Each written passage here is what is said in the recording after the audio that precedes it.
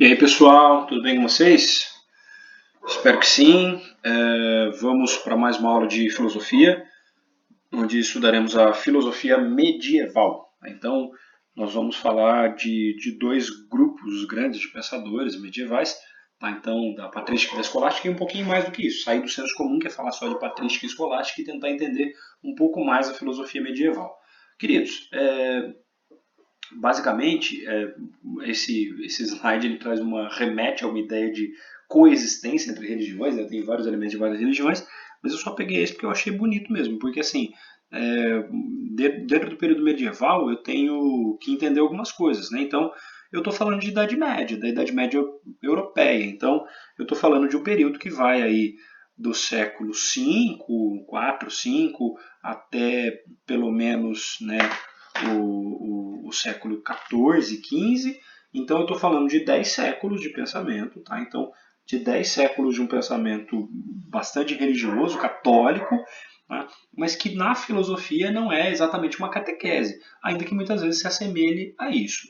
Então, primeira coisa, é um pensamento cristão, né, católico, porque passa pelos pensadores católicos, mas não é uma catequese católica. É um pensamento que vai muito além disso, tá? É extremamente longevo, já disse isso, é bastante religioso, mas está pautado nos gregos, em Platão e Aristóteles, sobretudo. E, de certa forma, vai pegando esse pensamento grego, vai retomando o pensamento grego como uma forma de valorizar e justificar o pensamento cristão. Beleza? Então, essa é a lógica, essa é a essência, essa é a lógica do pensamento dos filósofos da Idade Média. Tá? A gente precisa passar também pelas escolas, né? Entender quais são as escolas e como elas funcionam. E basicamente, se você pegar nos livros de filosofia, nos livros didáticos de filosofia, vai se falar muito disso aqui, ó, patrística e escolástica. E é basicamente o que cai nos vestibulares. Tá? Agora, a gente precisa entender que não surgiu do nada. Então, a Igreja Católica surgiu, né, a religião cristã surgiu a partir, né, dentro da crença cristã, a partir do momento em que Cristo nasceu, iniciou suas pregações lá no ano 30 da era cristã e depois de 3 anos foi crucificado pelo Império Romano. Tá? Então, eu não sou nem a pessoa mais recomendada para dar catequese, então obviamente não estou aqui querendo dar catequese, mas falaremos de assuntos mais ligados ao religioso. A partir desse momento, né, do século I depois de Cristo, ou seja, o I da era cristã, o momento em que Cristo viveu, você vai ter início essa forma de fé, que é muito distante daquilo que ela é hoje. Então, hoje o cristianismo é uma coisa gigantesca. Eu tenho a Igreja Católica, que é muito grande, eu tenho inúmeras denominações protestantes, evangélicas, enfim, todas elas cristãs. Então, uma coisa realmente muito grande, é uma forma de fé de grande destaque. É importante pensar que esse primeiro período dos padres apostólicos e de padres apologéticos é o momento que você tem o surgimento do próprio cristianismo. Então vamos lá. O cristianismo surgiu como uma pequena seita. Os caras não podiam nem se identificar e nem usavam a cruz como um símbolo, porque a cruz é simplesmente uma forma de punição do Império Romano, a qual Jesus e alguns outros, né, dos cristãos foram submetidos, mas era muito comum no Império Romano esse tipo de punição. Vocês estudam isso em história, quando vê lá, por exemplo, a revolta de Espartacus, foram 2.000 e tantos escravos crucificados. Alguns historiadores falam em 6.000 escravos crucificados na revolta de Espartacus. Ou seja, eu tenho uma série de pensadores, uma série de elementos, né, a não utilização da cruz, o fato de ser proibido e tudo mais, que demonstram que o cristianismo no princípio era muito diferente daquilo que ele é hoje. Então ele era uma coisa bem pequena, tornou-se uma coisa gigantesca. Então esquece a Igreja Católica atual, tá? Então pensa num pequeno grupo religioso quando você está falando do surgimento dessa forma de fé. Um pequeno grupo e perseguido. Os primeiros pensadores do cristianismo são os apóstolos. Paulo, apóstolo, por exemplo, que tem, né, os seus evangelhos lá e tal, né, o pensamento de Paulo, apóstolo, ele é extremamente importante nesse primeiro momento, né, para o pensamento cristão. Ele sintetiza muitas ideias, ele é um pensador, ele é um historiador também, porque narra uma história do cristianismo, enfim. Esses caras são os primeiros pensadores.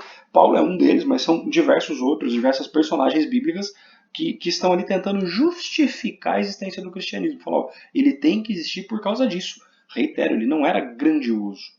No segundo momento, quando ele já está um pouco mais consolidado, mas ainda num processo de consolidação, de expansão, você vai ter pensadores que estão tentando justificar a existência desse pensamento. Igualmente, já tinha no primeiro momento ali uma justificativa, e depois você tem os caras que estão justificando, mas justificando porque essa pequena seita é perseguida pelos romanos. Tá? Se no primeiro momento são os apóstolos, aqueles seguidores mais imediatos, os segundos são caras que fazem uma apologia do cristianismo. Esses primeiros ainda não estão usando tanto o pensamento grego. Esses primeiros eles estão amparando-se em questões mais teológicas mesmo. E por isso eles não são tão filósofos e por isso não aparecem tanto na filosofia. Agora, os outros dois grupos, a patrística e a escolástica, são grupos de grande destaque dentro dessas correntes de pensamento. Tá? Então vamos lá, vamos entender basicamente a patrística e depois a gente passa pela escolástica. Patrística é a corrente filosófica surgida e consolidada durante o período da Alta Idade Média. Vocês já estudaram isso em história esse ano, inclusive, mas a Alta Idade Média é o primeiro momento da Idade Média, beleza? Então, a Alta Idade Média é esse momento de concentração do pensamento medieval. Tá? Nesse primeiro momento, eu tenho uma igreja católica que já foi ali no final do Império Romano, reconhecida pelo Império Romano. O Império Romano, antes de ruir, ele torna-se oficialmente cristão, então a igreja já se expandiu. Nesse momento, a igreja não precisa mais justificar a sua existência, mas ela vai continuar a buscar discussões metafísicas sobre a existência ou não, né, desse Deus, dessa religião. Ele vai tentar ampliar as discussões, né, filosóficas sobre a existência dessa forma de fé. Nesse momento, o que mais se utiliza é o pensamento de Platão. Tá? Então a gente já vai entender por que quando a gente olha para o Santo Agostinho. Quem é Santo Agostinho? Um bispo católico, um cara que converteu o seu catolicismo a partir da filosofia. Muito interessante isso. Isso já caiu em vestibulares. O textos do Santo Agostinho falando isso. Quando ele vai ler o Platão, mais especificamente ele lê um discípulo do Platão chamado Plotino, que basicamente sintetiza o Platão, mas então vai indiretamente, ele lê o Platão, ele tem uma consciência, uma iluminação divina. Isso nas palavras dele. E aí ele vai para a Igreja Católica e torna-se bispo na cidade de Hipona, lá no norte da África. Tá? Norte da África, parte do Império Romano. Agora, esse cara viveu no século V, no momento, na passagem do 4 para o 5, no momento em que esse Império Romano está ruindo, ele está caindo, ele está desaparecendo. Tá? Então, ele vai estar muito impactado com isso e vai usar o pensamento de Platão para justificar, esse império vai acabar, mas alguma coisa tem que prevalecer. Essa alguma coisa é, obviamente, né, o Império Romano. E eu falei, esqueci de pular o slide, desculpa, tá? Mas está aqui o que eu estava dizendo. Santo Agostinho, ou Agostinho de Hipona, né, pensador romano, de Hipona, do norte da África. Eu falo pensador romano porque vivia no Império Romano. Tá? Viveu a queda do Império Romano, já disse isso, e acreditava que algo sobreviveria. Esse algo metafísico, esse algo que não está no mundo físico, que está num outro mundo e que é obviamente Deus. Por isso ele usa Platão. Vamos lembrar por quê? Porque o Platão fala pra gente que você tem um mundo sensível que não é perfeito, mas você tem o mundo das ideias, que é perfeito, belo, imutável. Tá? Para o Santo Agostinho, né, esse mundo sensível, o mundo imperfeito, o mundo sensível que eu capto com os sentidos do Platão, é a nossa cidade, é a cidade dos homens. O mundo das ideias vai chamar para ele cidade de Deus. Então esse cara está pegando o pensamento platônico e aplicando, né, no pensamento cristão, ou usando o pensamento platônico para discutir o cristianismo. Isso é uma discussão bastante importante ali na Idade Moderna, daqui a pouco a gente vai falar disso, tá? Dos usos do pensamento platônico pelo cristianismo e tal. Bom, vamos lá. Nessa obra Cidade de Deus, o Santo Agostinho demonstra então que a cidade dos homens é perene, que ela acaba, que ela desaparece, mas há uma cidade eterna que é a cidade de Deus. Tá? Então, né, nós deveríamos alcançar a cidade de Deus. Além disso, ele vai ter algumas outras ideias e todas elas, notem como todas elas têm uma semelhança muito grande com o pensamento platônico. Primeiro, a fé precede a razão. Ela vem antes da razão e não é alcançada no plano sensível. Quando Santo Agostinho diz isso, não nos lembra a ideia de que, né, eu tenho ideias inatas, por exemplo, nós vamos falar disso no próximo tópico, mas as ideias já nascem com o indivíduo. Tá? Então, a fé vem antes da razão, as ideias vêm antes das experiências. Olha só como as coisas são parecidas. E as ideias, elas não são alcançadas aqui no plano sensível. Eu preciso de uma reflexão filosófica para alcançar ela. A fé não é alcançada aqui no plano sensível, eu preciso de uma reflexão religiosa para alcançá-la. Ou seja, é uma síntese muito próxima, né, do pensamento do Platão. Beleza? Um outro ponto para o Santo Agostinho é que os conhecimentos acerca de Deus, da existência dessa cidade de Deus, a respeito de tudo aquilo que deveríamos e precisaríamos saber, já está dado, né? São coisas que já estão dadas, que já existem no ser humano. Isso aí está muito bem sintetizado, né, na teoria da iluminação do Santo Agostinho. Então, através da fé, eu vou ter uma iluminação e vou entender tudo aquilo que eu preciso entender. Por isso que a fé precede a razão. A fé vem antes da razão. Eu acredito e aí eu entendo. Eu preciso primeiro crer para depois entender, diz o Santo Agostinho. Tá? Esse crer para entender, a fé vir antes da razão, ou a iluminação divina me levar até o conhecimento, é muito parecido com a teoria da reminiscência do Platão, que acredita que eu já nasci com as ideias e preciso da reflexão filosófica para alcançá-las. Beleza? Que a partir da experiência eu só vou lembrando das coisas. Ok? Então, basicamente, ele está sintetizando o pensamento platônico. A ideia do livre-arbítrio é também bastante tranquila, porque o nosso amiguinho Santo Agostinho ele vai dizer o seguinte, uma coisa que é muito forte no pensamento medieval. O ser humano é livre, tá? Ele é livre para escolher fazer o que ele quiser, mas ele tem dois caminhos. O caminho do bem, que vai levar ele para o lado correto, e o caminho do mal, que vai levar ele para o colo do capeta. Tá? Então, a ideia basicamente é essa. Então, você tem um caminho de Deus e um caminho que não é de Deus. Beleza? O livre-arbítrio é o fato de Deus ter dado a razão para todos e você poder escolher. Amém? Não, amém é brincadeira. Enfim, essa ideia do livre-arbítrio também é muito parecida com a ética de Platão, que nós vimos naquele mito do anel de Giges. Lembra? Você coloca o anel, fica invisível, e aí o que você faria se tivesse o anel de Giges? Tem a música lá do Fábio Braza que fala disso. Essa ideia, então, do livre-arbítrio, galerinha, ela tá muito próxima da ideia do mito do anel de Giges do Platão. Você escolhe o que você faz. Né? Se você faria invisível, quer dizer que você não resolveu não fazer isso. Você só não faz porque tem alguém olhando. Tá? Então, a ideia ética também é muito parecida. Eu disse que essa discussão é retomada depois do fim da Idade Média, no início da Idade Moderna, e ela está presente aqui nessa pintura de um pintorzinho quase nada famoso, né, italiano, um tal de Michelangelo, tá? E que esse quadro ele precisa de uma análise mais pontual, enfim, mas você pode ver aqui é um quadro renascentista, mas tem uma série de mensagens aqui. O fato desse cara aqui na pintura ser Pedro. Pedro é o fundador da igreja, né? Então ele é o primeiro papa. Olha que ele tem uma faca na mão, mano. Então, e ele coloca as mãos no ombro de um dos discípulos, e que seria Tiago Menor, na ordem clássica aí da representação da Bíblia, mas na pintura do Michelangelo é uma mulher. Então olha só o Papa com a mão no ombro da mulher, chavecando ela com uma faca na mão. Quer dizer, ele está dizendo que o Papa é um traidor. Mas isso tudo tem um outro contexto. Mas o que eu queria analisar aqui nem é isso. Tem mil coisas para analisar nessa pintura. Esse aqui é o Judas, com o dedinho para cima, falando só deixa eu tomar mais uma. Não, tô brincando. Né? Outra é a questão da passagem bíblica e tal. Nota esse cantinho aqui, o canto direito da pintura. Quem que a gente tem aqui? Tá, seriam três discípulos, né? Eu não lembro o nome exato de cada um deles. Mas o que o Michelangelo faz aqui é representar barbudinho, cabeludo, ele próprio. Michelangelo é ele faz um autorretrato dele. Isso aqui é um amigo dele chamado Martílio Fitino, que era um puta do intérprete do Platão. E esse cara aqui é quem? É o Platão. Olha só o que eles estão fazendo aqui. Eles estão falando, ó, mano, esse cara aqui que te copia. E ó, o Michelangelo com a mão aqui, pô, é ele ali, ó. E o Platão meio que, tipo, o que eu posso fazer? Eu já morri, né? Tipo, já foi. Né? Deixa o cara copiar à vontade. Tem mil críticas à igreja aqui, mas essa é uma crítica filosófica feita por Michelangelo. Legal, né? E o massa é que a avó da gente compra esse quadro e põe na parede, né? Sem saber que tem críticas à própria igreja aqui. Bom, enfim, essa discussão é muito forte, né? O quanto a igreja copiou a ideia do Platão. E durante a primeira parte da Idade Média ela copiou mesmo, ela pega a ideia do Platão e apropria-se dela.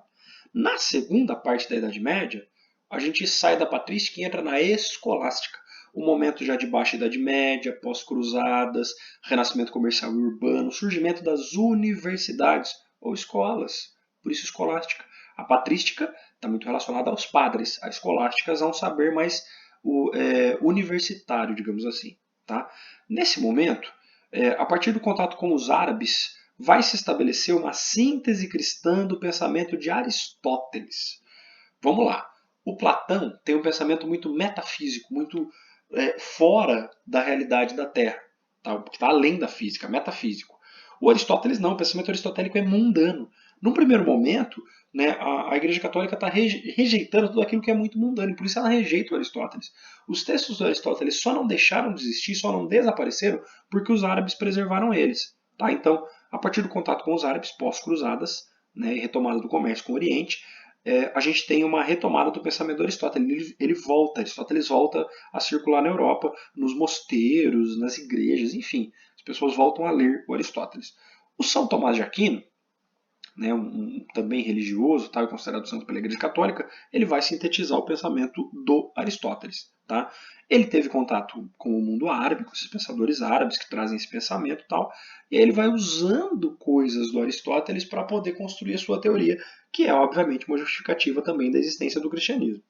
Então, a primeira teoria do São Tomás de Aquino é essa do primeiro motor imóvel. Tá? Então, o que é isso? O Aristóteles não fala para a gente de devir, vir a ser, não fala que tudo está em constante movimento. Lembra lá daquela ideia de ato e potência? Então, a ideia de ato e potência ela reaparece aqui então com o São Tomás de Aquino. Ela reaparece com esse pensador ocidental, europeu, tá?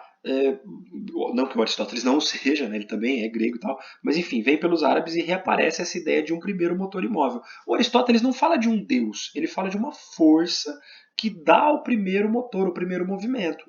Tá? Para o São Tomás de Aquino, obviamente, ele é um católico, então esse primeiro motor imóvel é Deus. Tá? Da mesma forma, eu preciso pensar para o Aristóteles que todas as coisas são em ato e potência, então elas têm uma causa, tá? E um efeito. Tudo surgiu então a partir de alguma coisa. Lembra que o Aristóteles fala lá, então a semente em ato é uma semente, em potência era uma árvore, tal, tal, tal. Então isso é essa ideia do movimento, do vir a ser, do devir. O São Tomás de Aquino concorda, todas as coisas existem de uma forma e transformam-se, vêm a ser outros, os próprios seres humanos transformam-se. Mas o que gerou essa primeira transformação? Qual é a primeira causa eficiente? Deus, óbvio. Tudo bem? Além disso, o São Tomás de Aquino acredita que existem seres passageiros e seres possíveis. Os seres passageiros somos nós. Nós existimos, nós estamos nessa transmutação constante, existimos em ato e potência, somos algumas coisas e viramos outras. Tá? Então, nós passamos por essas mutações e aí, enfim, nós somos passageiros. Agora, existem coisas que possibilitam a existência dos seres passageiros. Se para a existência da árvore eu preciso da semente, para a existência de todos os outros seres eu preciso de Deus. O ser possível, aquele que possibilita todas as outras coisas, é Deus para São Tomás de Aquino. Tudo bem? Nota como ele vai pegando a filosofia aristotélica e transformando numa grande justificativa para o pensamento cristão. Ele vai falar também do grau de perfeição. O grau de perfeição para São Tomás de Aquino só existe na comparação. Então tem uma passagem muito bela, muito bonita, onde ele vai dizer lá que ele começa a observar a natureza e que nossa, desculpa, gente, eu esqueci de apagar uma coisa aqui, ó, do slide anterior. A Cidade de Deus é o livro principal do Santo Agostinho, tá? Esquece, Santo Tomás de Aquino não tem Cidade de Deus, não, tá? É Suma Teológica, o principal escrito do Santo Tomás de Aquino. Mas enfim, vamos voltar lá para o grau de perfeição. O grau de perfeição para São Tomás de Aquino é o que? Ele começa a observar a natureza, ele vê lá o mar, e acima do mar as estrelas, tal, fala tudo isso é muito perfeito. Mas notem que o perfeito só existe quando eu estabeleço uma comparação. Pô, eu posso falar, eu sou bonito, mas eu estou partindo do quê?